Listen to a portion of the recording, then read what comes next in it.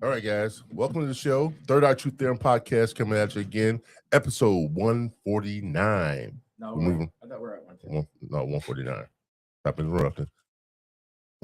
Just last Monday was 148. Is this how it goes every time? Yeah, he always does this.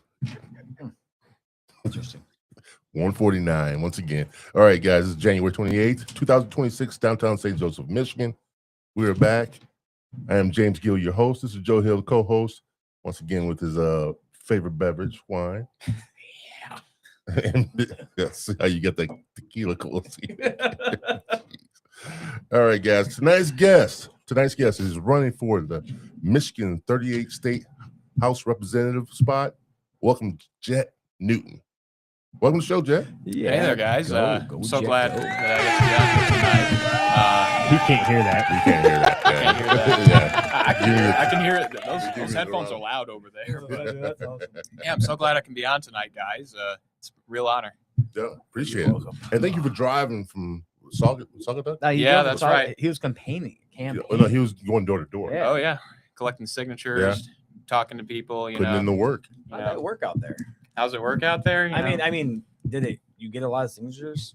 It's a little slow going right now just because it's negative a billion degrees outside. Yeah. That's what I was People wondering. open their doors are like, Who are you and why? yeah, I'm not here to talk about your Lord and Savior, Jesus Christ. Something a little worse for most people usually. Oh shit! I've had more than a couple doors slammed in my face. Oh, I bet. I bet you have. So let people get to know who you are before we get into what you're here for. Also, but who are you? Where'd you come from? Where'd you grow up? Oh well, How old you are? I'm 20 years old. I graduated from St. Joe High in 2024, so I'm pretty young in this game. But well, I have lived in St. Joe my whole life. My parents separated during the recession, and I got to live all over the place. So I'm kind of well traveled around here. If Berrien Springs, Waterville, Coloma, and Benton Harbor are well traveled, but and then Southwest Michigan, yes. yeah, long walks on the beach, da da da da da. Yeah, that kind of stuff. Not a dating profile. But I really like my work. Activism is a passion of mine, and this campaign is really a passion project more than anything. So I'd really like to get into talking about that. Well, we can. So I'm going to get into it a little bit more, but you also ran before you ran for the school board. That's correct. Yes. So where did you get the campaigning? I mean, not campaigning. Where'd you get the thrill of being in politics from, though? Well, you see, growing up, the people around me struggled really hard to give me a half decent life. And, I wanted to do something about that. And, it took me a long while to figure out what. My last name's Newton, so science was obviously the first thing I gravitated toward. But didn't really pan out quite. My parents didn't necessarily think when they told me that I could be anything I wanted, that I was going to be a politician. Not exactly top on their bingo card, I imagine, but hey, it's where we ended up. So, but as far as where I get the thrill of it from, I just really like talking to people, which I'm sure is something you guys can relate with your show here. Yeah. With that being said, so how did you get yourself into the realm of politics? I mean, just how did you go about introducing yourself or getting yourself in the running for this was it student council or no for school board or school board? The school board. Yeah. Well, that's a long story behind it there, and it ties back into the campaign I'm running for now. But we'll save that bit for later. But I started off. I was 15 years old. I was looking at the news. Everything was on fire. Everything was bad, and I wanted to do something about it. So I got in this really done-up suit. Mom drove me over to the local Democratic Party office, and I walk in shivering my timbers, and I'm in a suit, and there's a guy at the desk. He's just in like a sweater, maybe some sweatpants, and he just looks at me like, "What can I do for you?" And just kind of looks me up and down like, "This isn't a job interview." But asked him for a volunteer sheet, signed up for it, and that's when my political escapades began, I suppose. I got started early on with the local Democratic Party, working for a guy named Joey Andrews. which some of you people might know here. Yeah. First thing I was doing when I got involved with the Democratic Party was helping to draw some new state legislative districts in our area. I didn't participate directly in the drawing, but I assisted in lobbying the Independent Redistricting Commission, which, for those of you that don't know, all of the maps in Michigan are drawn by a nonpartisan body of 12 people that are selected at random. So it's kind of like jury duty, but way more boring. And a lot of my work was just concerned with going on an online portal and getting people to say, we want a district drawn this way. And then we succeeded in doing that. So I started after that. I started doing field work for Representative Andrews, or well, then just Mr. Andrews at the time. But a lot of it was just, what I'm doing now, going door to door. Yeah. Well, I have a couple people are texting in now. Well, Vicky Page says he's got my vote. Hey, Vicky, how you doing? Wonder why, but that's all right. Thanks, Grandma. And the other person, Amber, why are you passionate about politics? Thanks, Mom. You didn't have to call him out, though. My biggest and earliest fans. Yes. So, oh man, that is a very deep question, but suffice it to say, I'm passionate about it because I've been in it for a long time. And when you go to thousands of doors and talk to thousands of people, you just you get a sense that most people are the same in what they want. Most people just want to have enough money to spend time and do cool things with people that they love. And we lose that in all of the nuance of politics, when in reality, politics it's so simple when we get down to it. And my big thing is that the people that are in politics right now convince themselves that it's so much more complicated than that. So at 15, how did you figure it out? That it wasn't as difficult as most people think it is? Oh, I did not figure it out at 15. It took me a long time. It took me 5 years up until now, and I'm still figuring out what that means at its core, really. And that's really the joy of what I do, is that I learn more every day about what people are like and what people want out of this world. And every time I learn something new about it, it's usually something kinder, in spite of all that we see going on around us. So go ahead. So do you think you can make a change at your age? How people might look up at you and down saying, he's only 20 years old. Still wet behind the ears. Yeah, stuff like that. Do you think people are judging you because of your age going into politics at such a young age? Absolutely. And that is one of my greatest advantages, because people think that's advantage? Yes. Wow. Because they see me, but they don't see me. And when I start talking, I give you that. They hear the years of experience that I've had out there in spite of my tender age. And maybe it's because I've not been old enough to be jaded, although I've had a pretty rough start to my adulthood here in this past year. Yeah. I think my youthful optimism is well grounded by the 5 years of experience that I have in politics.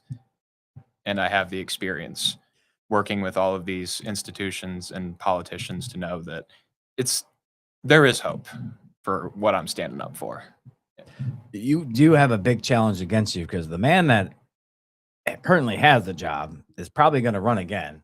Oh, he is. And he hasn't lost in the last 4 years. How do you think you're going to have a chance pretty much to compete with someone that high caliber and well known in the area? Well, here's the thing. Joey might be my opponent, but I'm not running against him. I am running against the system that reared him, and I am running against the system that reared me. And what he taught me, because really he taught me a heck of a lot of what I know. But what he didn't teach me, what all of the people on the doors taught me, what my family and all of the people around me taught me growing up, is that you don't have to optimize. And what sets me apart from Representative Andrews is that I have a lot more trust in the people that I am talking to understand what I'm talking about and to treat each other well, in spite of all the things that have gone on around us. Wow. People keep saying our politicians are ancient. We need younger people and fresh This perspectives is true. in our change. Can you bring that? Absolutely. I mean, I added that. Can you bring that? Because that's all that they said. But I would like to Sure. know. Sure. Well, I'll note that Representative Andrews isn't terribly old. He's in his late 30s. Oh, he's in his 30s. I think Yeah, he's in his 40s. he's pretty young, all things considered, but I don't think he's very young in mindset. He's very jaded, but still a hopeful guy. I don't mean to rag on him too much Oh, because no, he's done that's- some good things for our area. Yeah. And I'll give him his flowers for that. I don't mean to disparage him, but I am trying to do something that people think is impossible. Yeah. And I'll admit that. it's not just running against Joey. It is proving that someone can be honest, that a politician can work against their own interests, which I'll get into the specifics of that because my story into how I got here is related to what I just said there. But I am somebody that has proven that I can work against my own interests to work for the greater good. I don't think I've seen that out of my old boss. But his background, he came from being, what was he, a lawyer?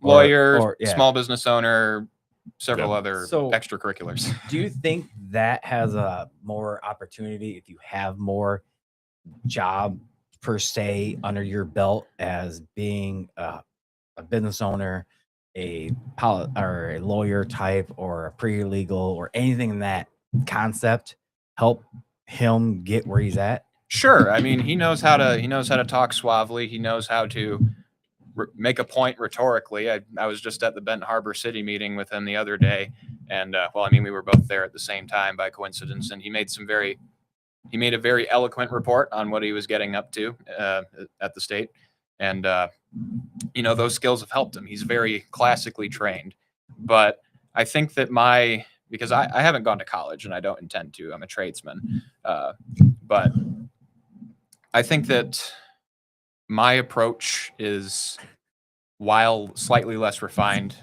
perhaps in concept, it's much more tested and it comes from a much realer place because Representative Andrews, he takes his lines are handed down to him from above, and mine are crafted out of what the people that I've spoken to have given me. That's what sets us apart. Do you think the younger generation is tired of what the older generation, as far as politicians go? Do you think they're tired of their way they handle the different laws and different bills and things of that nature for this country? Oh, certainly. I mean, Read the question. we, as a generation, Gen Z has gotten dealt a pretty bad hand. We should be living in one of the most prosperous eras of our country right now.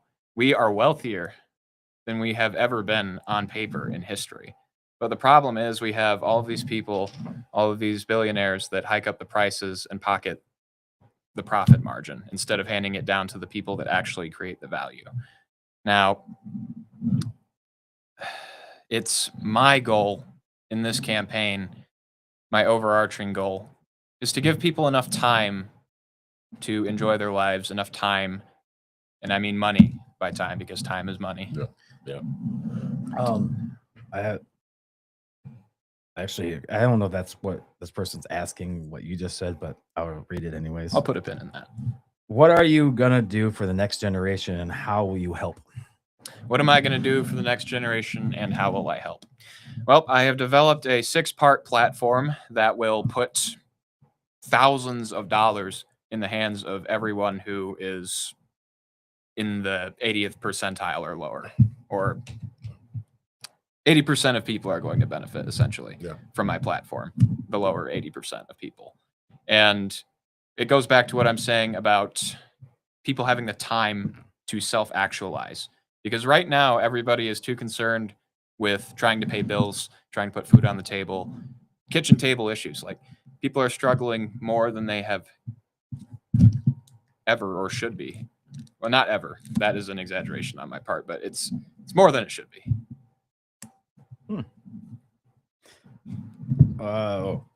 What's your opinion on? I guess that's AI. Opinion on AI. I guess that's AI because it just looks like A1, but Sure. As far as AI goes, I think that it's overhyped in a lot of ways because stocks are a big influence on our discussion around AI, because right now I think we're in an AI bubble. I don't think it's as bad as some people are saying. I don't think AI is going to be irrelevant, but we're already seeing ChatGPT and other AI companies jump to put ads in their platform because all of the money that got dumped into this industry, they're now expecting returns on that, and they're not seeing it yet. Now, I think that AI is going to be a helpful tool in the future, and I'm putting together a work group actually within my campaign to come up with some proposals to regulate AI in the state of Michigan. But honestly, I don't think it's as big of a whoop as people make it out to be. Although I do have some comments on proposals for data centers in here that I will shelf for the moment. Okay. Wait, what, you gonna say something? Oh, I was going to. Go ahead. I'll hold on to it. No, go ahead.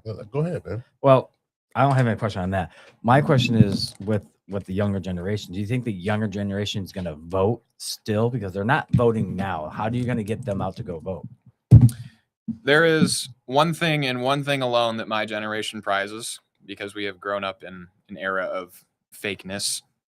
Okay. My generation prizes authenticity. We have grown up in an era of Instagram models and a bunch of consumerist bullcrap shoved in our faces, and we have daily. It's true, but you guys were alive before that. Mm-hmm. Me, I was not. I'm 20 years old. I grew up in the digital era.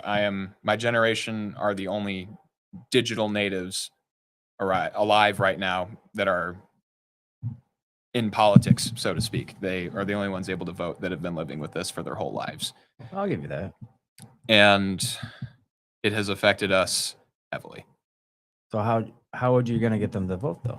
How am I going to get them to vote? Well, plainly put, I am an open book. I've laid out my story on my social media. People know who I am. I have made a pledge to accept no more than $20 from any source except for myself. I will self-fund my campaign heavily. So that way I can't be influenced by corporations and by PACs in a way that an average person couldn't influence me, right? Yeah. That's a big statement right there, because in order to run these days, you have to have somebody to back you, like whatever, a PAC financially, so you can run and be able to knock on those doors and travel and things of that nature. What is the biggest letdown that politicians have done to this day for the new generation, younger generation? The biggest letdown. That's a good question. That is a fantastic question, because it's such a patchwork of them that has made the situation what it is for my generation. But really just allowing corporations to go unregulated. I don't think that we live in a capitalist society anymore. I think we live in a corporatist one.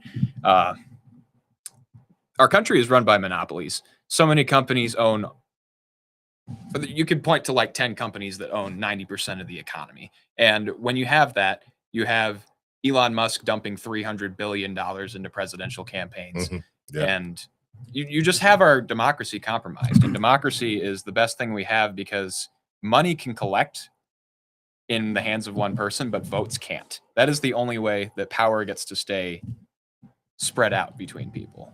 So keeping our democracy insulated from money, failing to do that has been the greatest failing, I think, of our forefathers, to use a fancy word, I guess. Yeah. I'm just more shocked that he's 20. And well, he's and knowledgeable. He definitely understands the idea. Understands it. Yeah. So my thing is, you said you have a trade. What's your trade? I am a merchant mariner. Means I do boats and stuff. That's a good way to make a title for that. I like it. It's pretty accurate. Merchant mariner. I was thinking, what the hell is that? If you see a guy on a freighter, or you see a guy on a ship that carries a lot of people or a lot of stuff, they got to have a merchant mariner's credential and a TWIC card, which are the two things that make you a merchant mariner. It's it's kind of like a journeyman's card for boat stuff. So you have that. Do you travel a lot then? Not right now. I'm working a kitchen job right now just to stay close to home so that way I can focus on this campaign because, water will always be there. But the time for me to run is now. Yeah. So. Yeah, because when I met you for pretty much for a while since I knew you when you were a kid, but the first time I met you since then in high school, you were working on the sailboat. Yes. Yeah. Yes, I was working on what was it called? Tall Ship MJ. Shout out to them. Yeah. It was my first real job where I had to pay taxes and stuff, I've paid taxes on all of my jobs. He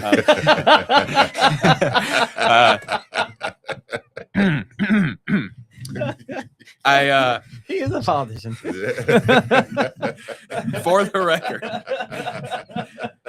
my first job was working on the schooner Serenity up in Saugatuck, and I was a pretty antisocial child. Played a lot of video games, didn't go outside much, but working on boats, that was what primed the stage for me to get into politics, really, because it was service industry work more than it was nautical work. I mean, there was a lot of both, but most of my day on the schooner Serenity was just talking to people, hey, where are you guys coming from? What brings you to Saugatuck? Do you like the waves? Yeah. Simple question. Can I interest you in some Cheetos? So how did you break out of that? I mean, that not being antisocial, you seem pretty social. I mean, and very good with words, more or less. I had to find the right reasons to be social because a lot of people, and this is a big concern of mine just for young men in general, because like the trajectory, I think young men as a demographic, especially in politics, are very misunderstood. And this sort of competition for social status that dominates like most men's social attitudes is really self-destructive for, not only our society, not only for individual guys, but for our society in general. Because I mean, most of you are familiar with the concept of toxic masculinity, or buzzwords like that. But I seem to have gotten off track some. Oh yeah, you're all right. Actually, that's what happens on our. What was the original question? I don't know. Because I would like to relate it back to it. That was his question. I forgot what I said. Cool. Well, we'll keep on this tangent. Actually, I can ask a question if you want. Someone asked. It goes with your. Oh, I said about your being on the boat and stuff like that. Right. So how I broke out of like being antisocial. Oh no, that was where we were. Antisocial, yeah. I really broke out of it because I just learned. I started talking to people more just because I genuinely enjoyed it, not because I was trying to prove something. And that is the difference between me now and me a year and a half ago, me that was working for the Democratic Party, because, I had it pretty rough as a result of shaking my antisocialness. Originally I did it for shallow, selfish reasons, power, prestige. Of course, there was always the undercurrent of wanting to help people because I grew up watching the people that I love suffer to give me a decent life. And, that came out eventually after I just realized the fruitlessness of what I was doing. And this brings me to perhaps the most pivotal moment in my political career was in the winter of 2023. I was offered an internship with the nonprofit Berrien Forward, which is a 501c4, and that's important, and I'll explain why in a minute. But essentially, I was given everything I could have wanted. I had my own office at the top of the tallest building in Benton Harbor in the Vincent Place.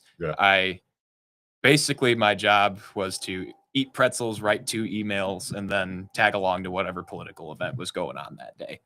And, I interned for it for a few months, and eventually it came to a point where they said, I saw where all the money was coming from because I was doing the fundraising. And, I just had to think really hard is this the kind of thing that I want to be normal? Do I want democracy to look like me eating pretzels and a couple other guys eating pretzels and shuffling around rich people's money into campaigns. Yeah. Like that isn't what I wanted. So when they offered me, I was 18 years old, a senior in high school. I had built my entire identity around being a Democrat, essentially, because they had given me so much for my age, like access to things that I could only dream of. And they made me the ultimate offer. 60 grand a year, multi-year contract, 18 years old, doing that. And I turned it down because I came to a point, I didn't understand it then. I didn't understand why I turned it down then, because it took me moving out of my parents' house and getting into adulthood to understand why. It took me going through some of the same struggles of figuring out how the hell I'm going to pay rent, put food on the table, pay off my debt that I had to take to move out in the first place. It was going through those struggles that made me realize that it could be a 300 grand contract. It could be. You still would have turned it down? No, what I'm saying is the amount of money didn't matter, because at the end of the day, it wasn't what I was missing. Right. Like, I'm happy with my 1-bedroom apartment and my sad little poinsettia in the window that has been sunlight starved for many years now. But it's still somehow kicking. I'm happy with that. Like, and what I wasn't happy with, and what was just really digging into my soul, is that I was becoming like the very people that put me and my family in those basements. And that just tore me apart. I couldn't do it anymore. Wow. It goes back to what we talked about on Monday. How money's rule all evil and not selling out, and he didn't sell out. Well, that right there. Yeah, we were talking about the selling out and how selling out, people sell out. What constitutes selling out? Yeah. Things of that nature. Yeah. And he had that in front of him. Modest man with modest means. Yeah. And that is that's what we were talking about. Well, we don't see a lot in politics. And that's what I'm saying. Or like in life in general. Yeah. There are so many people out there that are, well, to be honest, they'd be so much better at this than me, but they need to see that it's possible for, even if I lose, like, I'm 20 years old. I am throwing my own pocket change at this. It ain't much. And, in the grand scheme of things, people expect me to lose, because I was a pundit for years. I was raised in a system that said, you need to knock this many doors. You need to raise this much money. Yeah. And to be frank, I don't have that. I will not have that this race. But what I am banking on, and the reason why I'm okay with losing, not that I plan to lose, what I'm banking on is that people will, if they get nothing else out of this race, they will see that one person said no, and they stood up to say what they really think, even if it costs them what most people would consider a dream. Like, that's what I'm running for. A couple questions on this was, did he ever work on the USS Badger? SS Badger, and yes. SS Badger. Fantastic ship. I love it. It's got its own song, too. It's fantastic. Search up On the Badger by Happy Schnapps Combo. But anyway, it's the last coal-fired ship on the Great Lakes. It's a passenger steamer. It is. Oh, really? Fantastic. Things didn't quite work out between me and the people on board there. The employment. Cool. I won't go into details just because I'm not trying to air out dirty laundry. But, no, we don't want that either. But I definitely recommend taking a ride on the Badger if you get the chance. And then the next question after that was, how far does the district go? Start from the lowest to the high, across. Yeah. The district goes from New Buffalo up through Saugatuck. It hugs the coast. I mean, literally, if we were to drive 10 minutes, 15 minutes that way down Napier, you'd be out of the district. It contains Bridgman, St. Joe, Bent Harbor, New Buffalo, Covert, South Haven, Saugatuck, Douglas. Those are all the big towns in it. Coloma? Coloma, no. That is the 39th. That is Pauline Wenzel's district. So how far? Shout out to my homie, Jared Polanowski. He's running there. Everybody go send him some love. Look up Vote Polanowski. Pretty cool dude. Yeah. So He's not a sellout. I'm trying to think. So Coloma here. So it only goes out to Colbert, you said? I wish I could show you a map. I It's love kinda, maps. Yeah, it's kind of weird because how the map is, because Coloma's right next door to us. Right, but this pretty was a much big just the thing we were coast. fighting with. We were fighting with people over trying to get this map drawn. Was like you had every Republican and their mother coming out and saying, "Well, we don't want this Caterpillar district just scooting up the coast like that." But I supported the creation of the district because I mean, St. Joe, South Haven, New Buffalo, Saugatuck, Douglas, they're all tourist towns. They die in the winter. Yeah. And Yeah. Benton Harbor gets a lot of that too, just by virtue of being in the middle of this whole tourist economy. Now, St. Joe and Benton Harbor are very lucky because they have some actual heavy industry that stays during the winter. But, man, Three. tell you about New Buffalo and Saugatuck's ghost towns up there. Yeah. Oh yeah. Do you think you can get more younger people involved? If so, how? Well, to be perfectly Most honest, questions we've had all year. I don't think I'm going to be able to do it myself. I can get a couple people involved for my campaign, but really for young people to get involved and to engage with this system, it's going to take a lot more people just being honest about how they feel about things and recognize, because there's so much dishonesty. Well, I mean, it's politics. I know this isn't shocking to anyone, but just don't be afraid to say how you really feel. And when other people say how they really feel, give them a break too. And this is another big reason I broke with the Dems, is because they don't understand that hate isn't something you can just bottle up. Like, there are so many, they want to defeat hate, but they don't realize you can't beat it. You got to treat it. Like, That's a good way to put it. There are That's a good way of putting it. Ooh. there are so many conservative neighbors of mine that are so jaded, and it leads them into supporting some terrible things. And I won't say that, the Democrats are completely clean either, but I mean, I'm of the opinion that the Republicans are more at fault for a lot of things, but I won't delve into that because that's not my point. My point is that anybody, with as hard as life is right now, you can't expect people to be up on everything that's going on, to know all of the facts. So we have to be more humble and more willing to accept that some people are just going to be ignorant about some things. And that's not a bad thing, because if you're ignorant, all it means is that you've got room to learn. And that's part of the joy of living, is learning. So Wow. As who is your biggest influence in politics, as far as somebody you look up to, or pattern your thought pattern or work ethic after? Who would that be? Well, if I have to be honest, it's Joey and Chokwe Pitchford. I mean, I might be, running against the system that they preside over, but I know that they feel the same way that I do on a lot of these things. It's just that they haven't, well, I won't say that they haven't had the courage to speak them, because that would be disparaging them. It's just that I know they want for better things too. And I look to all of the people that I have met in my time with the Democratic Party, because I know that they want better. It's just that I think a lot of them don't believe that it's possible. So you're running independent, Yes, that's correct. and you're competing with the person that's running against all of them, pretty much. You have to get how many votes? I mean, signatures.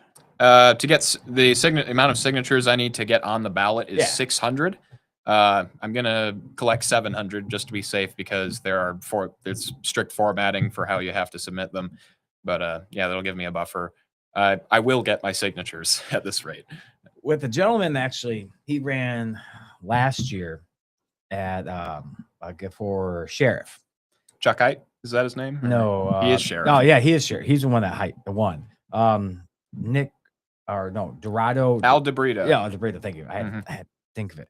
But how he got his signatures and how he did it, it was like he found a loophole in it. Is that so? Yeah, because it was kind of weird, because they already had the primary and all that, and they already knew who was running. All he had to do is then get his name on the ballot, just get I'll say it's like 600 signatures. All right. Get 600 signatures, and then after that, he's on the ballot against the person that's running that already thought he has nobody running against him because there is nobody running for Democrat. Well, there's the thing right there. The Yeah. filing deadlines are different for independents because, well, it's also different for minor party candidates. I'm a huge nerd about this stuff, so Yeah, that's prepare fine. yourselves. Intrigue me. So the filing deadlines, I can't tell you the exact day. I think it's 180 days before the general election, Yeah. although it's something like that. Something like that. Because he had to get it down After the yeah. primaries being the main point I'm making there. So independents are a rare breed, at least independent candidates are. As far as I know, there has only been one other independent that has even ran for state house in the past like 10 years, and that is Kathy Albro. Really? She's up from the what do you call it? Northern Michigan, past Traverse City, Petoskey. It's Petoskey. I don't know if she's from there specifically, but cool lady. Where was I? Oh, yes. Independents are a rare breed, and the rules are slightly different for them. It's harder to get ballot access, but I'm okay with that because it's fair relative to the amount of effort it takes to win or to even put up a showing. But like how he got his votes, though, he came to Ace Hardware and asked permission to sit there in a lounge chair and sat down. And every time someone left, he just said, "Hey, I'm running for this. Can I get your signature? I'm running independent. I just need so many signatures to do this. Can you please sign?" And people did it. That's the way to do it. You got to get out there. And I mean, you meet people, you do everything. Instead of going door to door, you just go to a major business. He went from both Ace Hardwares, the one in Stevensville, the one in every other day. Then he said, sometimes I swung in and just sat in front of Martin's. And just got signatures. Yeah. And I was thinking, wow, actually, instead of going door to door, you're still meeting people on a neutral site that people always like and they can trust. Yeah. I mean, would you do something like that? No, I would not, because I am a field purist. Field, in my mind, or door knocking, is the absolute purest expression of democracy that there is. Because, or well, other than voting itself, because when I go door to door, I'm not catching someone in the middle of their errands 99% of the time. If they open the door, they're there to hear me, and I'm there to hear them. So they have the time set aside to get the nuance of what I'm saying, and I have the time to thoroughly understand all the things they're saying. Like just earlier today in Saugatuck, I spent an hour and a half at this one lady, this old teacher's house, and she made me Earl Grey tea, and we had an hour and a half discussion about everything political that could be. So we come out of that with an understanding after a short amount of time, and not only is it just such a nice thing to actually sit down and talk with somebody and agree with them, or even if you disagree. That's one of my favorite things, is disagreeing with people, because then we get to learn something new about each other. But it also makes strategic sense, because in that way you build those relationships out, you get to ask them later for help. So that's interesting, though. Now for Al, I imagine that his problem was, when he was running, that a lot of those people he talked to didn't come back to talk to him again. Now me, I take the time to sit down and I get a phone number or an email or something, so that I can say, hey, well, just in case I'm in the neighborhood again, or I need somebody to tag out to this meeting here, would you mind, could I give you a call sometime? And they'll either say yes or they'll say no. So simple as that. You have a question? No, go ahead. Oh, so go ahead. So the question actually I have is, what are your three top things that you would like to change in the area that you've seen that he's not doing? Well, I have a 6-part platform, but I won't talk your ear off with all of it. I'll start with what's the most important plank to me, and then I'll go to the next one, which I think will be the most important for everyone else. The first thing that I'm pushing for is public funding for campaigns for the state legislature in the amount of $1 per registered voter for every candidate that makes it to the general election ballot. Now, that is the most important one to me, because for all that I've said here tonight and all that I will say on the campaign trail here tonight, my perspective is just one in a sea of them. And what I want more than anything else, the most important thing to me in this political career, is just giving other people the opportunity to speak, because I can never say all of the things that need to be said, and I can never tackle all of the issues with the perspective that I have, which is very limited in the grand scheme of things. But with this public funding initiative that I've designed, it is not only the cheapest of my programs by an order of magnitude, it will be the most effective, because it will mean that anybody can walk off the street and run for state representative or state senator and have the money. They will not only have the right to speak, but they will also have the right to be heard. And that is important to me. Wow. But yeah, the second most important plank to me, the one that everyone else is going to really like, I spent a long time coming up with this one, because there is just, taxes are complicated. I wanted to find a way to make it so that people who don't make much money don't have to pay income taxes. Now, I couldn't literally do that, because Uncle Sam gets very mad when you mess with his paycheck. But here's the thing: the state can't stop the government from taxing you, but they can pay you back for what gets taxed. So what I'm proposing is a full paycheck rebate. And what this is going to look like is, in the 10 and 12% brackets of whatever your filing status is, you'll get all of your taxes paid back to you on at least a monthly basis, which we know is possible because the stimulus checks were pumping out that much cash through the same infrastructure that we have available to us today. Yeah, and to finance that, I would raise Michigan's flat tax. Well, for the whole program, it's going to go up from 4.25 to 19.7%. But there's a lot of programs in there that are going to do a lot of things. But for this one mainly, let's say you file single, you make $50,000 a year. You save $12,000 a year. That's an extra grand in your pocket every month. That is life-changing. And even if you don't, if you make more than 50 grand, if you make, I think the cutoff that I specifically calculated was around $115,000. If you make $115,000 and you file single, if you make less than that, vote for me. If you make more than that, don't. Yes. Because mathematically, it doesn't make sense to vote for me Yeah. if you make more than that and you file single under my platform. You have to have that pass through the state and Senate, don't you? State House and State Senate, yes. Yeah. Then that will go to everybody in just our area, or The state of Michigan. the whole state of Michigan. The So- state of Michigan. So you're not just promising that just for us in this area. You're promising that for the whole entire state. Oh, yeah. It's Michigan law. Happens for the whole state. And that goes for all of my laws that I'm trying to pass. Interesting. Because, hey, I'll admit this right now. That is not going to happen in my first term if I get elected. Right. But the thinking here, these are things that if I win pushing these ideas, if I topple a guy that has 500 grand cash on hand at the start of this campaign, is a juggernaut in all senses of the speaking electorally. Everyone else is going to take these ideas and run on them too. Yeah. Because they make sense for both Republicans and Democrats. And that's what I took true. into mind when I was building my platform, is that Republicans love to cut taxes and Democrats love to pass money down to working people. So you can justify it from either direction. So I think if I win, then people are going to start justifying it from either direction, because that's what third party candidates do. That's why you don't see third parties, is because they colonize or are appropriated by the major parties. That's why Bernie Sanders is he's an independent technically. Yeah. He's a Democrat.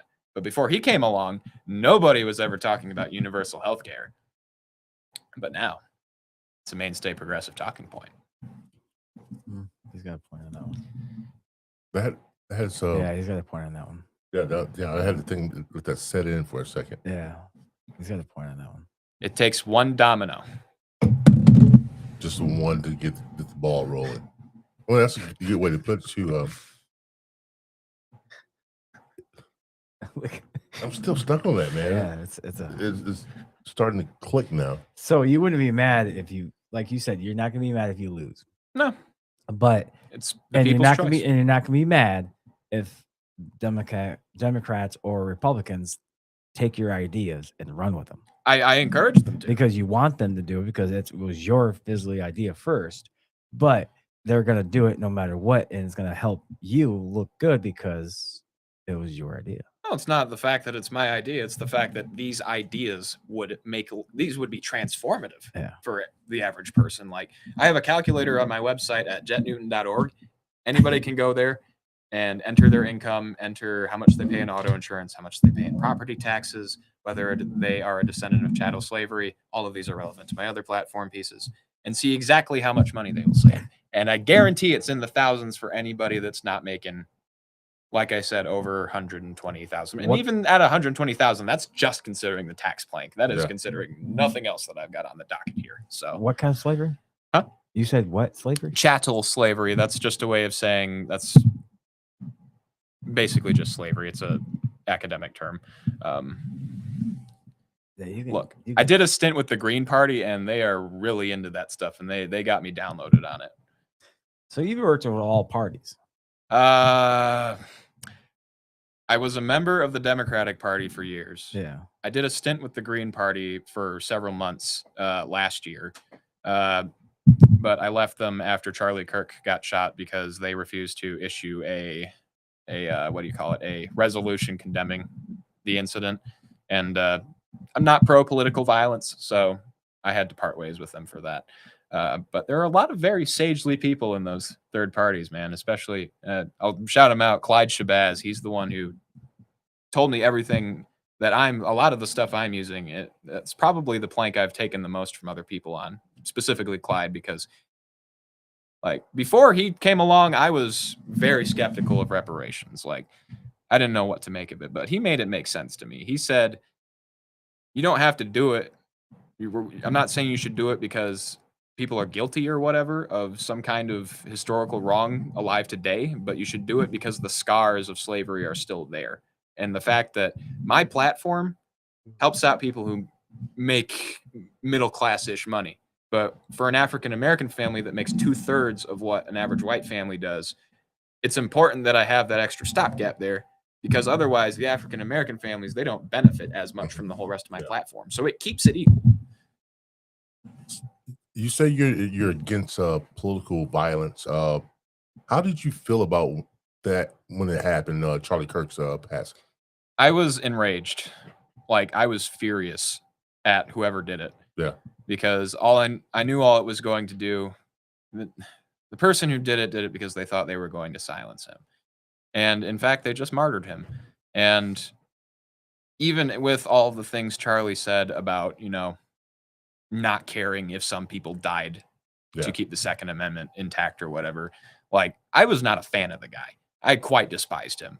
But that doesn't mean that he deserved to get a bullet in the neck. And that doesn't go for Melissa Hortman or Alex Preddy or Renee Good or any of the other people that have fallen victim to this. And that is, like I said before, the health of our democracy is the most important thing to me in this career of mine. And it boils my blood every time I see something like that happen, because it's more distraction in the worst way from the fact that we all agree on the same things, really. Like, it's so much noise and so much blood spilled for nothing. I was wondering about that. I wanted to talk about that Monday, but I really didn't get a chance to get into the latest shootings in Minnesota. It's a lot of back and forth and a lot of I don't know, people that speculate that something else happened besides him brandishing a firearm, which the video showed he clearly didn't. Right. And then was murdered in cold blood, more or less. Broad daylight, essentially. Broad daylight. In front of so many witnesses with camera phones showing different angles. And just for stepping in the way of the officer pushing that lady down. he was murdered. Right. And, I just had a conversation with somebody who offered to volunteer on my campaign about this very recently, because he was also of the opinion that, Alex Preddy did something to deserve what he did. And I just had to have, there's a ruler I use in any case when evaluating an action or a range of possible actions, because I have to confront the possibility that I do not genuinely know what went down. I have to work with what I have. And what I do know is that I watched that video. I did not see the man pull a gun. And I know that if I were to say something like, Alex Preddy obviously was a terrorist that was trying to attack an officer, I have to be damn sure that I'm right about that. Yes, because if I'm wrong about that, then I am complicit. I am using my voice to speak out in support of something that is objectively terrible. So anytime I speak to someone who believes that is what went down, I have to ask them, are you really sure? Can you say that with 100% confidence? Do you think that, or do you know that? Because if you know that and you're wrong, then that makes you a bad person, because you didn't do your due diligence and you helped something bad happen. Well, and I use that in politics as a ruler in general, like for any system, for any claim I make. Got to know your shit. It was definitely clear to see that they took the firearm off of him, and they had him down. Clearly had him down, but to pull a gun out and shoot him like that was horrific. It was something that I think we are all getting used to seeing things like that now. And that's a shame on society and the way they view us as people, that we need to see this in order to I don't know, put us in a state where it's this common thing every day for us, and it shouldn't be. The cruelty is the point of it. That's exactly what it's for. Because, not to insinuate that all politicians are even remotely close to this, but it's that mindset of, we can make some sacrifices along the way to get what we want. That is, this is the natural end of that mindset, and it has been throughout human history. It's why bad shit happens, because people forget what they learned in kindergarten, golden rule, all that fun stuff, and they don't realize that is the most important thing that we ever got taught in school, because school isn't about numbers. School isn't about physics. It's not about training you for your job. At its very core, school is about training you in how to get along with other people that are not like you. At least that's my view on it. And this goes back, it's hard because it's especially hard nowadays because we live in an environment where there are two different worlds of facts. There is no common reference point anymore, except for what we have inside of us. And that is where I operate in my speaking, is that I reference feelings. I reference my own personal struggles. I relate to people about those things. Or if I can't relate, then I console or empathize, because we've all been through shit. Nobody gets through life unscathed. Even the most silver spoon fed people in the world, they got their own problems. Oh yeah, definitely, without a doubt. We're all human beings, but we live in a system where the guy that I was talking to saw that same video. He had tens of different commentators and all kinds of people saying, well, obviously you didn't see the gun get pulled away until the very last second, so naturally they had the right to shoot him. It's that kind of difference there, because this goes back to what I was saying with like 10 companies owning everything. They are deliberately sowing this discord to distract from the fact that they're screwing us. That they are, like, everybody wants to yap all day about government tyranny, but the profit margin is a tax in and of itself, and it's gone way too high. So my concern is that government tyranny, I don't have nearly as much concern for that as corporate tyranny, because really government throughout history has existed only to serve the interests of money. And we are lucky to have a system that can function to serve something other than money, because we live in a democracy. People need to start acting like it. And I'm not saying that to scold people or to lambast them for what's going on, because nobody knows what the hell is going on. Yeah. It's crazy out there. But we have to show some empathy in this moment, because when I was speaking to that man a couple days ago who offered to volunteer for me, I didn't decry him as a bad person just because he watched Fox News and he picked up that idea. Like I said before, ignorance is okay, because we don't have the time to separate the wheat from the chaff in this constant fire hose of bullshit that the media, and not just the media, everybody peddles around. And that's why we have to put empathy first, because right now we are at a pivotal turning point in our history. We are wealthier than ever, but that wealth is owned by a very select few people, and they are using that wealth to tear at the very fabric of what America is. And I love my country. I love my country because the country is the people. It's not the land. It's not a border. It's not just a cross. It is the people who are living here every day, just trying to get by. Just people that like watching The Walking Dead when they get home from work, or my stepdad who loves to watch these, what do you call them? These fucking auction shows where they open these Containers. storage containers and they auction it off. That's what we're about, man. It's not about all this bull. I think we have a moral obligation to set up some kind of boundaries to our government, and not basically what I'm saying is, because right now we're at the point where we're being silenced for speaking out. You can't say this, cancellations of that because you said such thing that made someone over here mad. Are we becoming soft as a country? Soft? Yes. No, we're way too hard. That's the problem. Like, people got to cry more, man. That's what they got to do. Yeah. All right.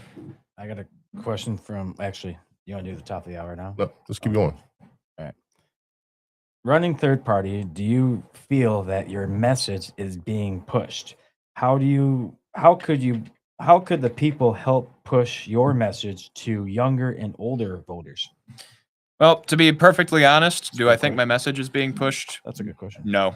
It is a very lonely thing what I am doing. I wake up, I go to the doors, I knock on them, and I hope that the impression that I leave is going to persuade people that they are going to see what I see potential in all of them. And I don't know if my message is being pushed. I don't know if any of what I am doing is going to bear any fruit whatsoever. I don't know if 20 people that I know, my family and all the people that love me, are going to be the only ones that show up to vote for me on election day. But I just know that even if I don't know if it's going to mean anything in the end, I see what we could be, and it is so beautiful. And I want that to be who we are. And I think everyone wants that to be who we are too. And I just know that if people want to help me really, they need to see the beauty in the small things and let that be what guides them. Not this material.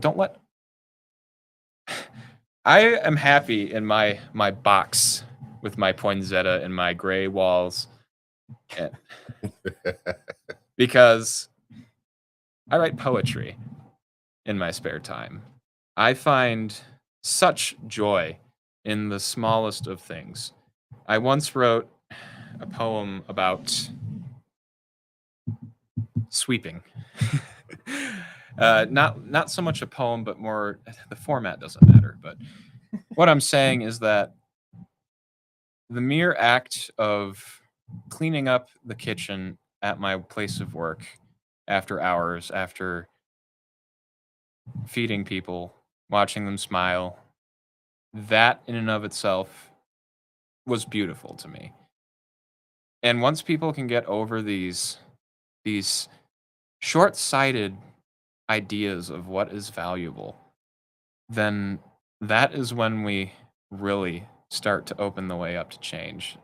I am confident in saying that most every politician before me got it wrong about what change is. Almost all of them. Change is not people in the streets waving signs around, or it's not a law. It's nothing quite so big or so visible as that. It is walking down the street and seeing people smile. That is what change looks like to me. What? Nothing. You gonna say something? Yeah. Read it. No, that's not what he's saying. That's it. What he's saying is, I have a lot of comments. Well, say something. Oh, top of the hour. No, I'll say it after that. No, we're not doing the top of the hour. We have to. No, we don't. We're already past it. Go ahead. All right. We can take a break for top of the hour. Take a second to digest. Yeah. I'm already ready, man. I got another question behind that. Go. So, with what you just said, I don't mean to be different than you. I do see the happy in everybody. I try to see the happiness in everything. But I hate to say that. It's not going to be like that. What you're going to be trying to do is an uphill battle. It's going to be ruthless. It's going to be hard. The only thing that so far that I believe everything you're saying, but the only one thing I truly do believe, you don't care if you win or lose. You just want to get your feelings and your politics and your things that you believe in, everything that you believe in out there in the world. That is awesome. Props to you on that. But these guys are not gonna, anybody you face, doesn't matter if it's Joey, doesn't matter, anybody you're gonna face, they're gonna come out with their gloves coming off and they're gonna try to tear you up. You try to live in a happy-go-lucky bubble. Life's not like that. They're gonna knock you down and they're gonna try to keep you down. Do you think you can handle it? I've been handling it for a long time now. Yeah, it's gonna be rough. It is rough I give you props to what you're trying to right now. It's achieve. rough. Yeah, And it's not rough in the sense that because I could give less of a crap what Joey or anyone else has to say, and they will. And I don't think they're going to try to tear me down because they know better than to try. Because it's not about. Because they do understand something pretty fundamental to this business is that as much as politics seems like it's about tearing down people, the people who just tear down, with one notable exception, don't tend to get too far. It's about building something because people can't live in a house if it never exists. That's a bit too. no, I get What I'm saying I is- get what you're saying. But What I'm saying is like people got to get something for what they're given, and that is the challenge of this campaign. Like, yeah, what are people going to get other than my hopes and my dreams and my whinging about a world that might be? it's pretty much But- what any politician's does. Is what they believe in, is what they want to come across. It's hate to say about any politician out there. It's false advertisement. It is. You promise one thing, and then maybe your fourth term into it, you finally get to it, but then you have to leave if you get voted out. So pretty much, I hate to say it, you're about the only wholesome politician that I know that will keep with trying to push what they believe in and not tell lies and not tell pretty much bullshit and smoke up people's asses to do it. And that's just the core of it. You are one wholesome man. That's just it. Because, yeah, I'll tell anyone listening right now. You have about 15 about 10 viewers every single time that pops up. You have 10 viewers, so you had pretty much 20 people watching you right now. Cool. Well, I'll tell all of them that I'm not promising you a damn thing as far as policy, because I can't. I don't know what it's going to look like when I get on the House floor, because I've only ever been there on someone else's behest. I do not know what it's going to be like if in some crazy reality I manage to pull this off. We pull this off. Yeah. You hear my message and you decide to send me to Lansing. The only thing that I promise you is that I wholeheartedly believe everything that I am saying, Yeah, I believe you. and that if you give me the chance to fight for it, I will fight like no man ever has, not by tearing down other people, but by showing them what we are capable of building. Because in spite of the horrible things that go on that I was told about growing up from the people that I know that went through some truly horrific shit, in spite of that, they are all such wonderful people. And that just tells me, out of anything, that we do not need to succumb to the problems that are thrown our way. That we can choose to be better. That I have to run against Joey because I feel morally obligated to run against a man that took $2,000 from Comcast when he didn't need to win. The companies that he's criticized, like, I can't stand. I know he really wants to believe. They all want to believe that. Any politician wants to believe that, but they let that belief go too soon because they're afraid of what they'll lose if they trade their material comfort for that belief. Because the pain of losing is so much more scary to them than the pain of losing themselves.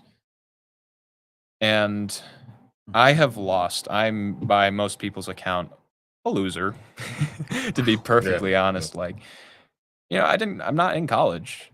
I did have a 3.0 GPA, but I'm not doing anything with that. Like, I have had so many opportunities to gain, but I wouldn't take them if I had them again, because I feel like I've gained a lot more than just money could give me. And man, it's hard at times because I live in a world that is defined by gain and by status and all of these meaningless things. But like, just because that's the way the world is, it doesn't mean I have to be like that. Right. The most important thing that my mom and my family ever taught me, that she's going to cry when she hears this because it was the most important thing that someone taught her. It's that nobody can make you feel any way that you don't allow them to. You are the master of your own mind. And at the end of the day, any choice you make lies in your hands, unless you literally have a gun to your head. But I can't imagine that's a daily scenario for the vast majority of people. Right. But so, like, I took that to heart because it's true. Like, It is. Actually, that is kind of true. Made a choice to step out of a system that was eating me up from inside because I knew it was wrong. And now I am choosing to take another step in what seems like a crazy direction. It would have been enough to walk away and go live my life, but I'm choosing to stand against this system because I watched it take my mentor, the man who trained me.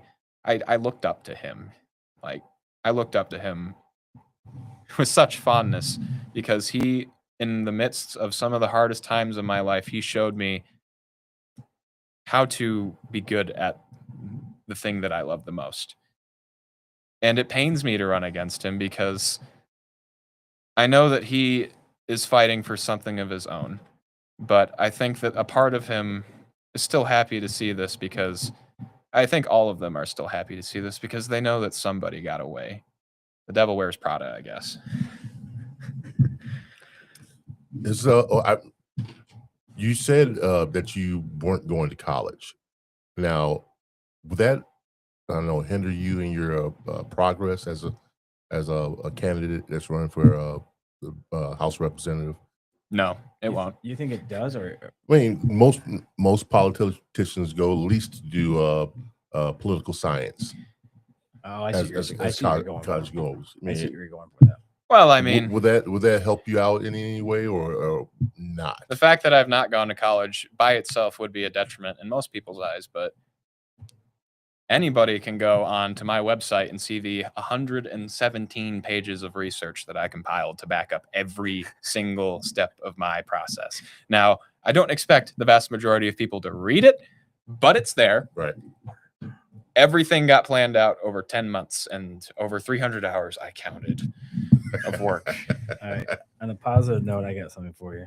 My mom, being a single mom, watching you right now, wants you to know that your message has hit. You have her vote. Making progress. I appreciate it. And I'm humbled. I am humbled by everything I do. in this. You are a humble person. I will give you this. You are the most humblest person I know that's running for something that is this high caliber.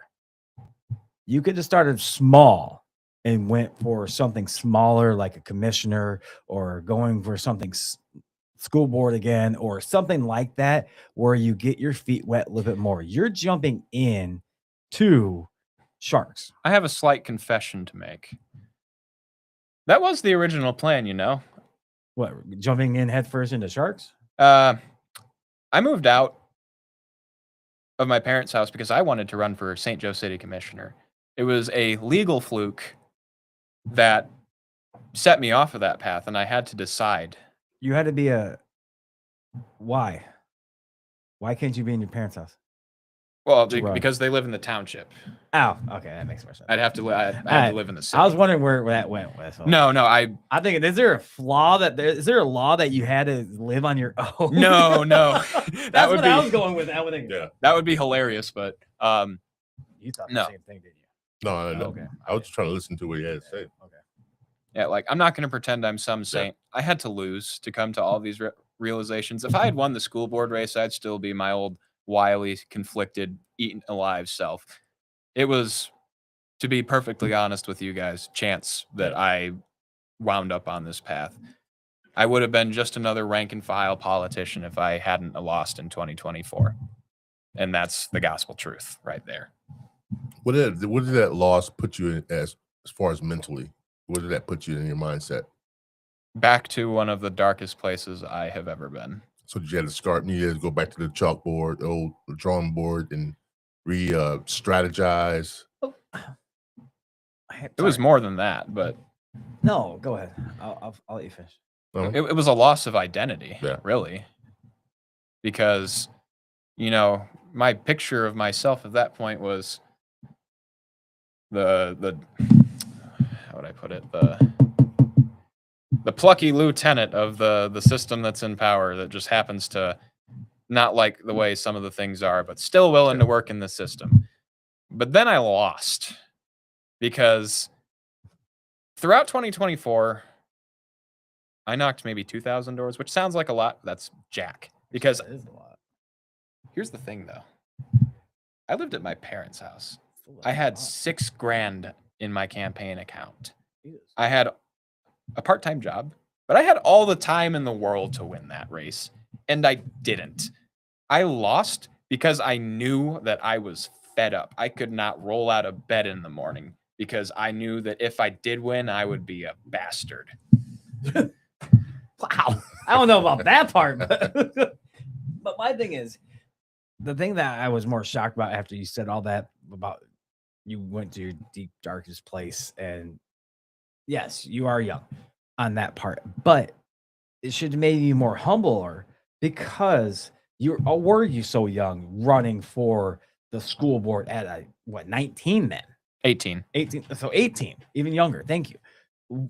It would probably crumble you just a little bit, but it should make you stronger because you're young. You have dreams, you have a passion, you have everything that you want right there. You knew it was like a first step. It's like skipping a rock. It's not going to skip the first time you throw it. It's Right. going to kaplunk. You went per plunk, but it made you stronger to try to pick up that rock and throw another one so you can skip it. I was throwing the wrong rock though. Yeah. That was the problem. Like, But you know better, and now you're running for something that, you're going through. I'm running for the right reasons. You're running for the right reasons. You are. I'll give you that. You are. That's the difference. I'm more amazed. You're not than as what you angry believe. as you were before. I mean, rolling out of bed, so to speak. I wasn't angry. I was That things was weren't. I was nothing. I felt nothing Yeah. running because I could not bring myself to campaign like I could in the way that would have won me that race because I was mulling over the things that I can now articulate, that I was going to continue to be part of a system that puts people in the same spot that my parents ended up in. And I wasn't content with that. I just didn't know how to say it yet. So in a way, I won't say I chose to lose because that sounds whiny and sore losery, but in a way, I was predestined to lose because I was raised to be a better person than to let myself win that cheap office. How about this? I'll give you this question. After you moved out and you stayed moving out, because you could have gave up and moved back in after you lost and everything else. Now you're 20. Well, I moved out after I lost, Oh, but but still, Yeah. you moved out. So you moved out. You're a stronger person. Now you're running. How does it feel to be away from everything and living on your own in your gray house with your 1.7 Great plant? walls. Great wall, sorry. yeah. And in your plant that needs more air and water and everything else. How does it feel to be more independent and everything else and doing what you're doing now and your politics and your beliefs and everything else? How does that feel? It feels peaceful because I am the best version of myself. Still humble. I was looking at your Facebook before we started the podcast, and you had the post about the kidnapping of the Venezuelan president, and how I think it upset you the way they did it. They didn't do it go down the right avenues of doing that. Go through the Constitution, not the Constitution, but Congress to get the okay for Right. it. Yeah, the legal process is, I'd rather we not have a presidency to start with. A parliamentary system would be far better, just because everybody looks to a president to do something. So the president is pressured to do something. So then they have to break the rules to do the thing, which is how we got ICE, which we didn't have until 2003. I'll remind everybody. We went hundreds of years without our borders guarded by ICE from that point. And now it's a paramilitary that the president can order around at any point. And I'm speaking in the future tense as well, because for every rule that gets broken, that's a rule that the other side can take advantage of. The Democratic Party is going to be in control of ICE at one point if it doesn't get broken up eventually. And Republicans are not going to like what they do with it. I promise you that. And what way would you think they would change it, as far as what they're doing now? Dude, I don't know. And that was another major fear of mine working for the Democrats, is that they're getting tired of taking the high road. And, I can't blame them. I can't blame them for getting tired of it. It's just that I know a way to take, or I'm looking to prove that there's a way to take the high road and still solve the problem. That is an aim of mine, because I genuinely believe it is possible, because we all make the choice to support this system in our own ways. Like, anybody has, you got a voice to speak with and you got legs to walk with, and you have a way to fight back. And I'm not saying it's your obligation to, it's just you have that option. And I think a lot of people get beaten down, and I'm feeling it right now. This, as you've stated, is quite the task I have assumed to try and run against an electoral juggernaut. But It's not against him. It's the system. the system alone, and it's I still give you props and kudos for what you're doing and everything, but it's gonna be an uphill battle, and you know it. So that's what I like about it. But I do have another question from our lovely listeners that keep rising. They want to hear more about your politics. About my politics, just what I Yeah. believe, or Yeah. okay. Yeah. We went What? to maybe 2 or 3 of Yeah, them. we went to Go ahead. 3 of Oh, them. the policies. Okay. Policies. Yes. I went over. Well, I've got a fun mnemonic device for it. We're gonna let Michigan speak, drive. Oh, I gotta remember it. That's the point of a mnemonic device. Let Michigan speak, drive. No, work, drive, speak, and thrive. All of it. That's the one. We're going to let Michigan, for one more time for the camera. We're going to let Michigan work, drive, speak, and thrive. All of it. Now, to explain what those actually mean, the first half of the work plank was the rebate. The second half of it is a program I have lovingly dubbed payroll security. Now, what that is a 10% reimbursement on labor cost for any business that signs a contract at hire with an employee that small businesses, by the way, fewer than 50 employees, that sign a contract with their employees at hire that guarantees that employee 30 hours of work for at least 13 weeks. So that way, people don't get their hours cut randomly, and businesses get a kickback for doing the right thing. Well, kickback probably isn't the nicest word to use, but you know what it means. Yeah. Got to grease some palms along the way. Yeah. What's the next one? Let Michigan work, drive. Well, drive. I intend to create a state auto insurance program that will provide minimum insurance to any licensed driver for one vehicle. So that means if you have a driver's license and you're a resident of the state of Michigan, you have a Michigan driver's license, you get free insurance for the minimum. So that means no collateral. You still got to get all the extra bells and whistles from the private market, but now nobody will have to complain about no fault anymore because we're just paying it up front. That makes sense, actually. Let's see. What else? Let Michigan work, drive, speak, thrive. I intend to support a measure to ban the levy of property taxes on homesteads and primary residences, which are kind of the same thing, but there's some slight differences. And to backfill that with a 1.5% wealth tax on net worths above $10 million. Now, I guess I won't. I'll just name the policies and won't preempt any criticism of them. But anyway, so that way state budgets local budgets stay filled, school budgets stay filled, but we still get rid of property taxes where it actually hurts people. Let Michigan work, drive, speak, and thrive. All of it. Oh yes, my reparations program. I intend to create a program for anybody that can prove that they are descended from an American chattel slave, $500 a month for 8 years from the time of their application being approved.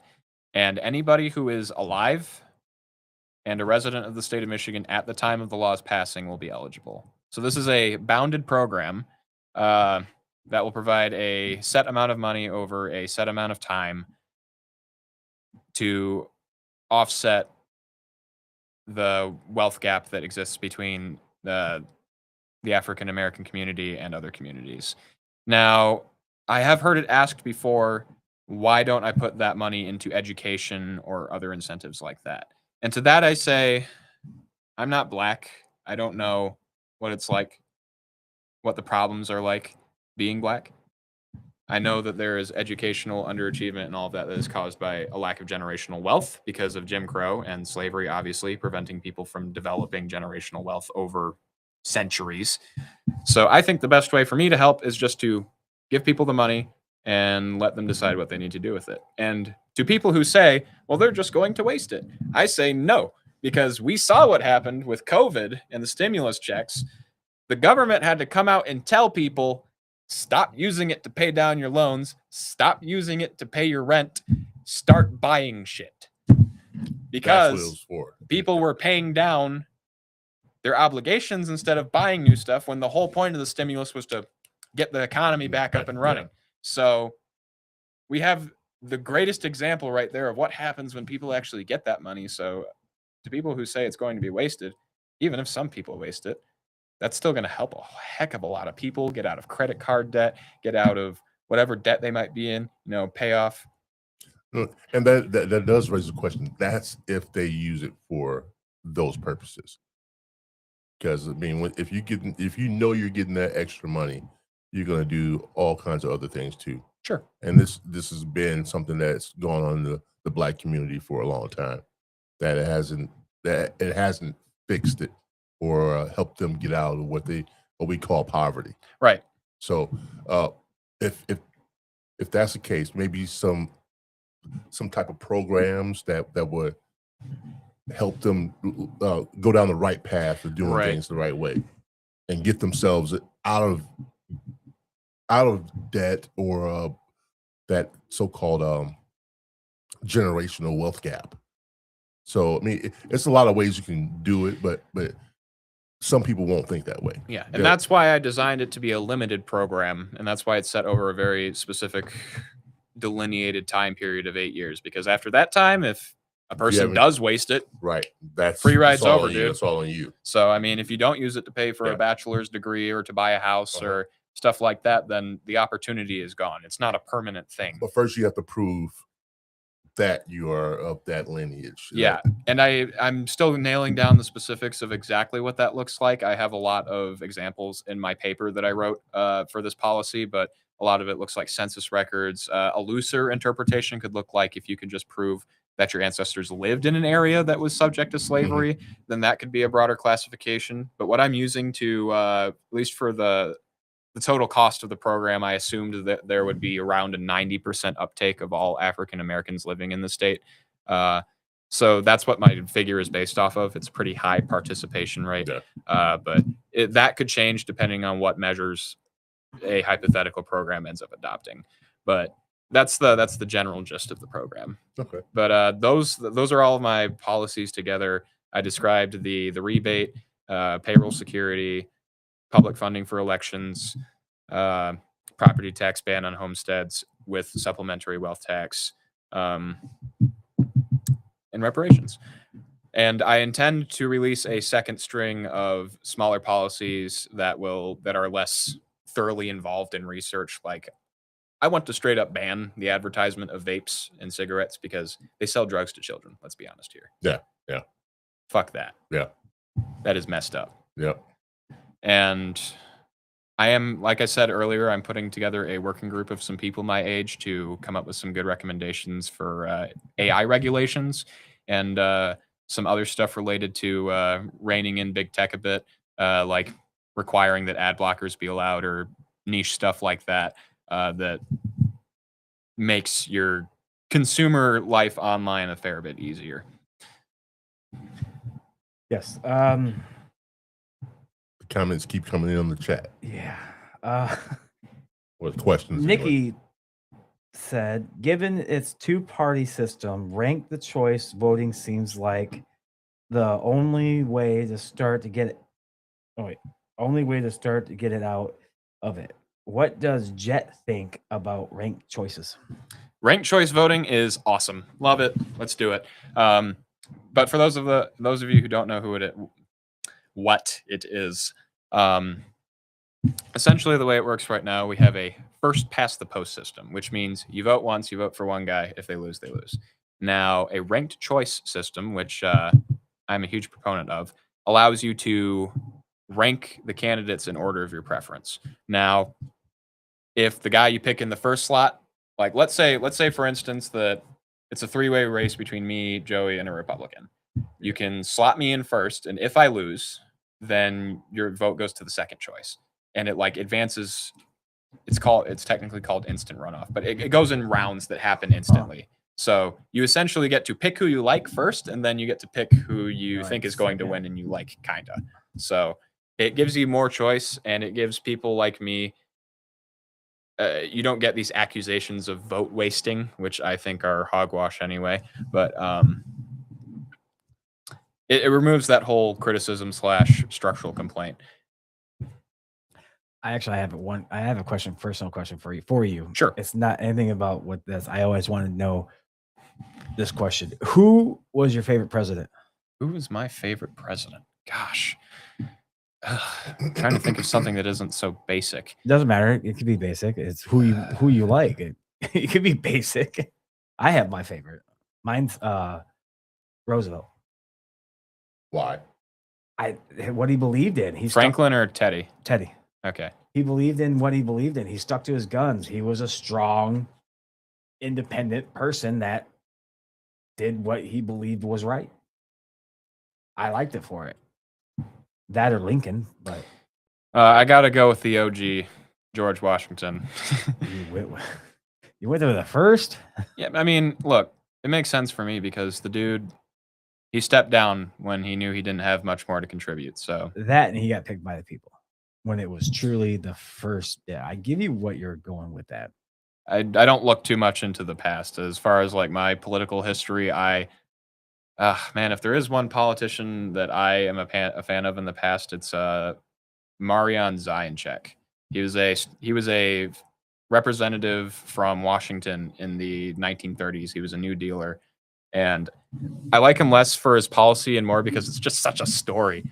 It's a very tragic story. Never heard of it before in my life. But he's got his own ballad written about him, but it's quite tragic, really. I just like it's. I guess I couldn't say too much about him other than he fought really hard, he got burnt out, and then he quit. And I feel bad for him. Actually, that kind of makes sense. So I don't want to yeah. quit. I don't want to quit. I don't want to be Right. Marian. I want to fight for what Marian was fighting for that he couldn't see through. Who's yours, James? Yeah, I didn't think I was going to ask you that question. You had all that time to think. Yeah.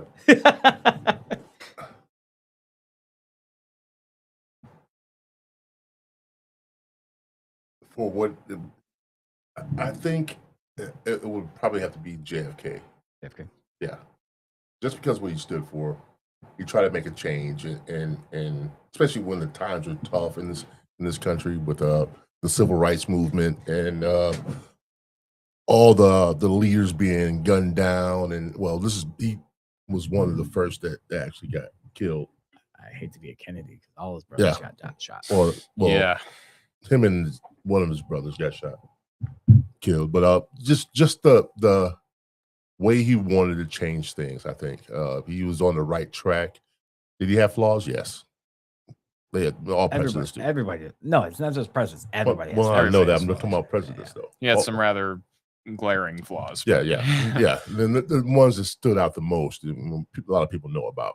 But just as general ideas and what he wanted to do to keep the integrity of the Constitution, as far as freedom of speech, I don't know, just being able to change the landscape of things that were always one-sided, especially with the difference of colors. He was very big into. He wanted to change shatter the was that FBI? I think it was at one point. CIA. That's what it was. Into 1,000 splinters, and they hated him for that. They did not approve of that.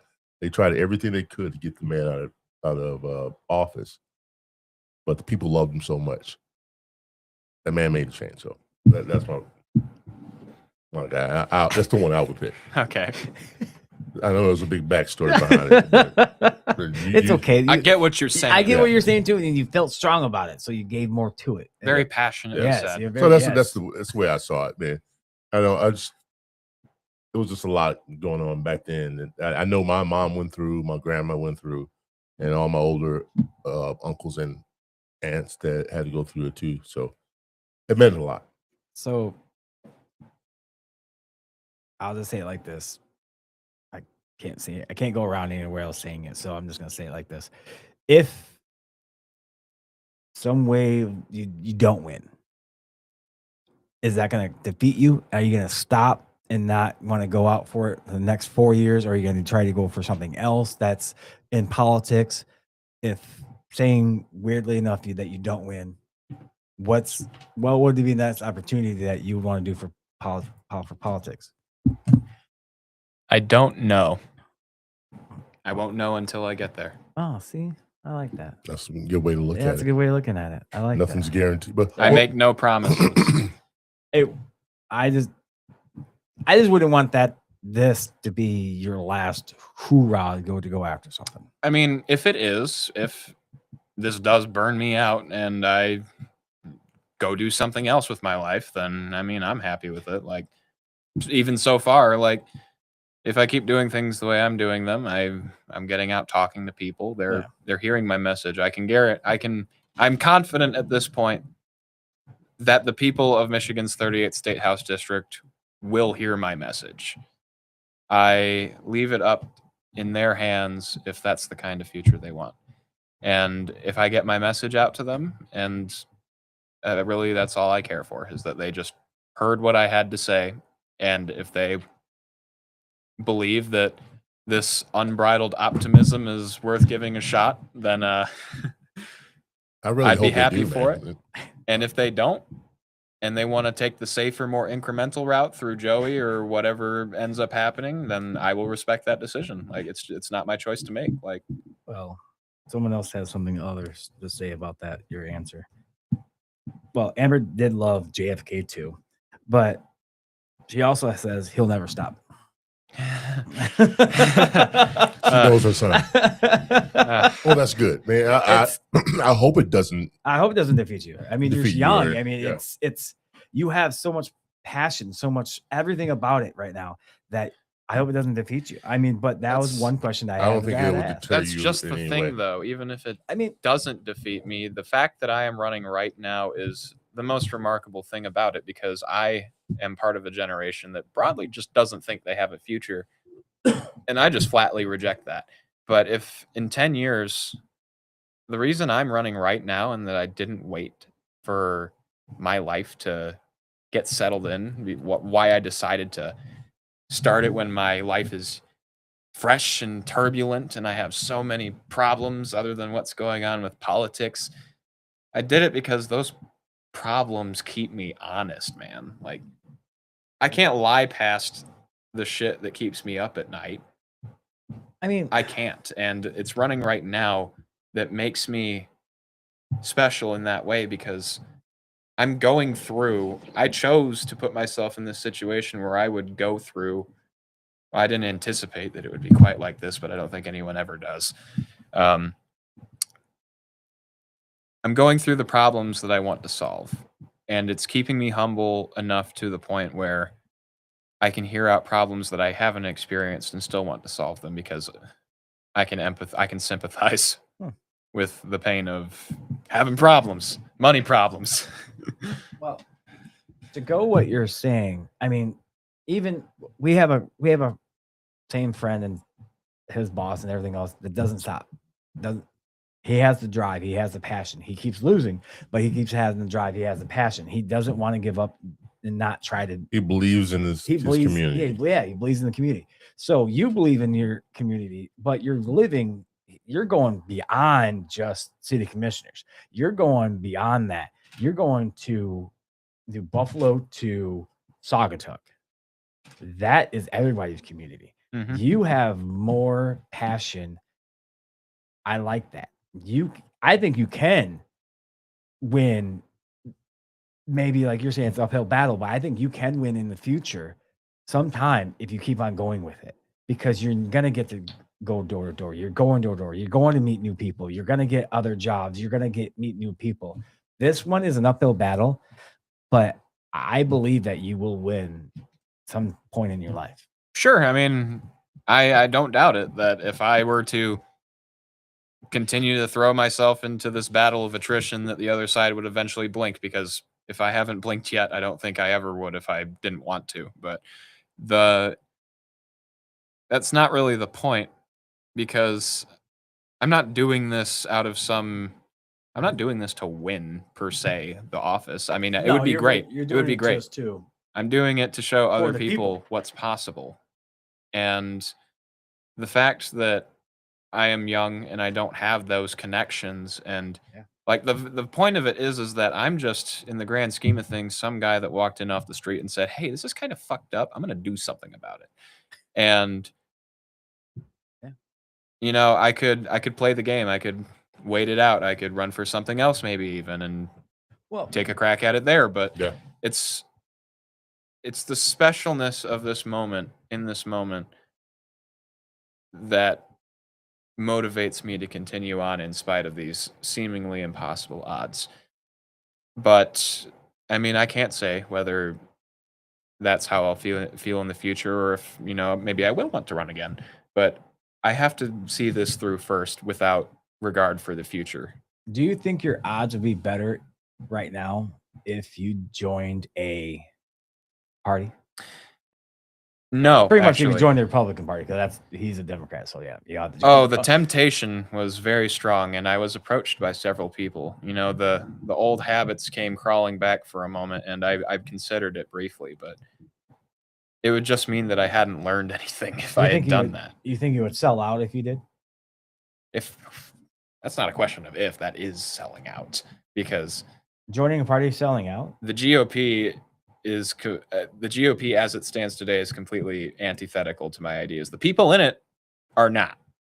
The people running the GOP, I have immense contempt for, because I've met them, and they believe in this.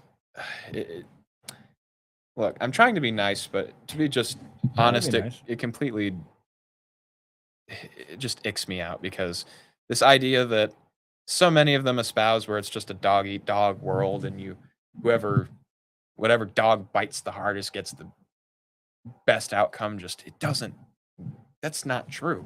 It's just not true, because it's only true because people let it be. Like I said, you can't be made to think anything. And we are objectively far better when we can cover each other's weaknesses and confide in each other honestly, and not live in a world where you have to be afraid of everyone that you walk by on the street. I was just at the planning meeting, or I was at the St. Joe Township planning meeting for a new development that is going up on Nye's Apple Barn, or potentially. And what I heard at public comment really just shocked me. It left me in awe, because I live in an apartment much like the ones that they're considering building, and I had several people walk up and talk about how they don't want the building to go up because they're afraid that everyone in their neighborhood's going to get human trafficked, and that their kids won't even go outside anymore if those things get built. And I just had to wonder, like, what kind of life have you been living, or what have you been through more? That's my concern. Who hurt you for you to think that the grandma that offered me cookies the first day I moved into the apartment is some scary child molester? Like, it's not a way to live, man. You can't go through life seeing a knife behind every back. It's not a way to live. And I know that's rich coming from a politician, but it's true. Like, and I say it especially because I'm in politics. Like, unless something really unforeseen and really tragic happens, which I don't expect it to, because no, it's not worth that at this level. That's not something I have to worry about for speaking my values. We still live in a country where I can say all of these things and not have to worry about the Gestapo showing up to my house tomorrow.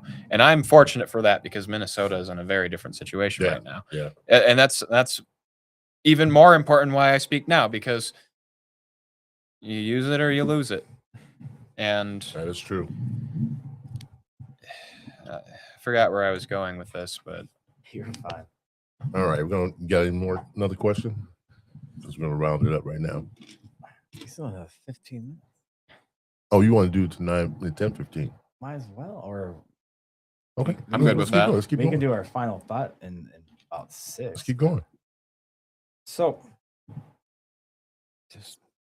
just in awe right now, but I guess I'm trying to pinpoint what turned your I'm just gonna say it bluntly. What turned your ass around from a kid from playing video games all the time, being like we said earlier, quiet, shy, not outgoing. What just all of a sudden clicked in, you got dressed in your suit and walked into that building and thinking, I want to be in politics? Well, yeah, I guess it did click in that moment, but what is that? Self-loathing, straight up. Really? I watched all the people around me make friends and live their best lives in middle school, and so you turned to politics? Well, it was Interesting. I turned to it because it was a way to make a difference. It was the way to make a difference. Oh, okay, I Because get that. yeah, actually, yeah. I have visualized, if my program that I have visualized were to come to pass, all of the problems that I've described I don't think they go away overnight, because I'm sure that there was something I overlooked in my writings, which is why we have deliberation and democracy. But I have designed them. I have taken all due diligence in designing them to solve the problems that plagued my family when I was growing up. And that's what it comes down to for how it started for me, because, I want to make a world where I could see my mom smile after she got home at 3 a.m. from her bar shift, because she was just trying to provide for me. Like, that's just what it comes down to. Oh my. Like, I know it's sappy to say, but like, No, that's not. just It's it for You're me. just telling the truth. I see there's so many people in my life that I've just seen. So many people that don't deserve it, that just suffer. And I can do something about that. And if I don't, then at least I tried. You're all right. Yeah, I'm thinking. Like, it was a deep thought look. Oh yeah. I mean, I get what he's saying. I believe him. I do. From every politician out there that I ever talked to, or anything that we have on here, it does some of the stuff that I just think sometimes what you say sometimes, and how young you are, you're a little bit naive still. Perhaps. That's kind of a feature, not a bug at this point. Yeah, but it's not a bad thing because you are so young. But you're like I said it before, you're jumping in a big giant pool of sharks. Not just with what you're trying to do and trying to prove to everything that you believe in and what you want to change and out there in the world. It's a stepping stone for you, yes. And when you do win, it would be still a stepping stone. But the hard part is not just protecting the people that's how I say it. You're protecting the people that you're in your district. You listen to the people that's in your district. Starts at the grassroots, yes, man. Yes. But it's not that I'm worried about him here, because I think he can do it here, is when he goes to the House. And then those guys, those old timers that's been there for ages, gonna look at him. Lifetime politicians. Yeah, look at him and see what they have, what they used to be like, but who they are now. I think they would run over him. That's the thing I'm afraid of. Yeah. That's what they're always afraid of. They smell fresh, fresh blood, and they're like, it's not fresh blood. I think he will stand to his ground. To his ground. But my thing is, I think they will look at you and says, "We can run over you." Well, there's a two to this one. I'm not gonna say it because I got my own wiles that I can't show my hand yet. Yeah. I understand. I got friends around the state. it's good that you're doing this. I think just because I'm getting yelled at. shut your mouth, man. No, the family's getting at me. Yeah, Look, but I can see where you're coming from, Joey. I do. I mean, you have to be realistic about it. yeah, absolutely. I have to be about it. I mean, that things are going to be tough. Surely. It's going to be tough, and not to degrade you or just like I make you don't feel. mean to either. I know you're not, but just to give you the idea that, hey, these guys, they play for keeps. Oh yeah, I can play for keeps too. Yeah, I'm I'm sure just you doing can. it for the right reasons. I'm sure you can. And me personally, I want you to succeed in every aspect that you, or any bridge that you come across, be able to cross that bridge with ease and not have to burn anything like that down. Yeah. Because in realistic views, you're gonna need a lot of good friends to back you, Mm-hmm. and a lot of supportive people. Not just your family, but everybody in this area is going to have to stand up in this together. area across the state. Yeah, trust me, they're going to stand up and support. This the is things the that you hard believe in. part. I'll tell you that much. What? Getting to Lansing, but the second part, it's going to take time. But there's Yeah. a plan. I can't tell you it, Oh, yeah. but like I said, there is a 2 to this 1. And I will remind you that I was trained by a very plays There for you go. keeps guy. There you So go. There you go. You've learned from. I'm not. I'm 99% awesome and saintly and whatever. Yeah. I only got one more other question, Go ahead. then we can be done. So, You only lasted 5 minutes. but this So- with him being your mentor, pretty much, you're running against a person that you respect, you trust to a learn point, from. and learn from. Yeah. So, with that being said, when you beat him, would you just shake his hand and say thank you for teaching me the ways, Hell yeah. or would you say, "Ha"? Gotcha. That's I'm joking. Bit of both. what I would say. I'm joking. Actually, I was gonna say gotcha, bitch, but that's just me. Bit of both. But I'd shake his hand. You would just shake his hand and say, "Oh, I mean, I Joe's owe it to being him. lighthearted right now. I owe it to him. I am." Yeah. I mean, like He you said, brought you me give into him- all of give him this. his flowers. He showed me the ropes. I just pick and choose which ones I want to use, Yeah.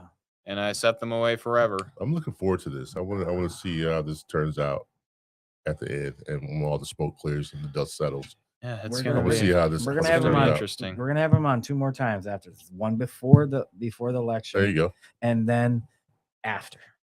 Sounds good to me. But- All right.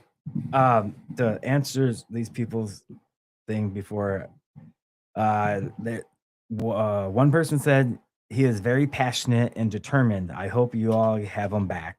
Like I said, we will. And thank you. Oh yeah, that's for us. Then, of course, I have to say, your mom said he's my son. He's my son, Joe. He's gonna be fine. So. Yeah, you're damn right. You're damn right. Yeah. So yeah. You're damn right. I like how you said it in her exact tone of voice as well. I tried. Yeah, I tried. You can hear her saying you were pretty good Yeah, at it. That was a I heard it before. very so- accurate impression. I've heard her. She should be. Yeah, she can be very stern. So Yes. Good choice of words.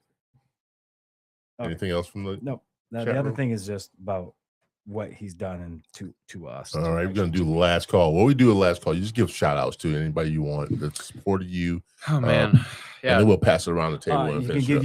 you said you have a Facebook. You can give all your information all out. information out. people You how to wanna look find up. you. Yeah, Information. JettNewton.org. That is the center point for all of the info related to volunteering, policy, backstory, all that fun stuff.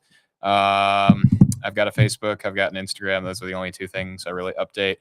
Looking to get someone to help me out with that, so it'll be a bit more consistent. But I want to give a shout out to Austin Marsman. He is crazy at what he does. He is the chair of the Michigan Young Democrats, and he has been a great friend for a long time. I also want to give another shout out to Jared Polanowski. He is another kindred spirit in a lot of the same ways as I am. Just a man struggling against a system. Doesn't know how he's going to do it, but he's going to do it, damn it. Who else? I want to give a huge shout out to Karen Kemp.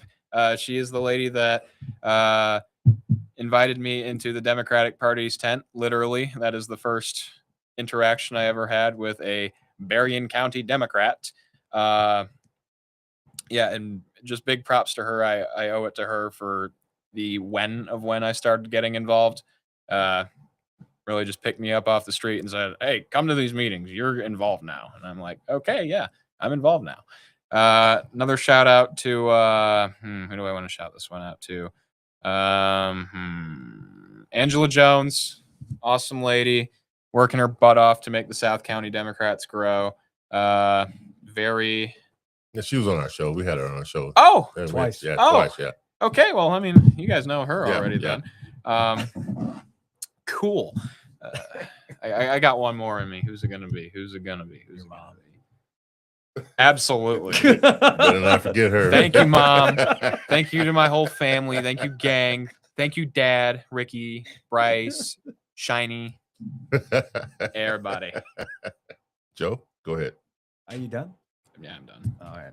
That was a good All call. right. For me, sorry to be a kind of a Debbie ass. Downer. No, or an ass, negative but Ned. no, actually, for me, I have to keep it real because he has the passion, he has the dream, but he has to know what he's really getting into.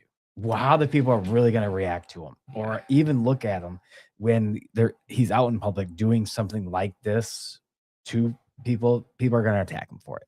But I cold hard believe in what you believe in. I think it's awesome, all your politics that you want to bring in.